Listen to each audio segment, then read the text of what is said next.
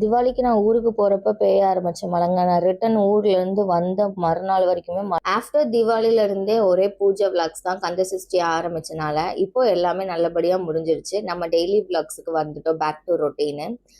கந்த சஷ்டி ஆரம்பிக்கிறதுலேருந்து புரட்டாசி இருந்தனால ஒரு 45 டேஸ் பார்த்தீங்கன்னா நான்வெஜ் சாப்பிடாம தான் நானும் ஹஸ்பண்டும் இருந்தோம்.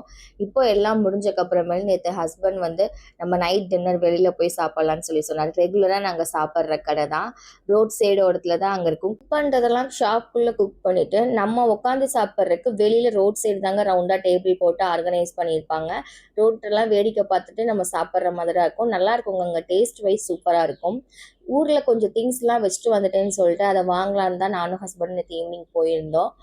எப்பயும் போல தான் வழக்கம் போல் ஒரு 2 பொருள் எக்ஸ்ட்ரா வாங்கிட்டு வந்தேன்.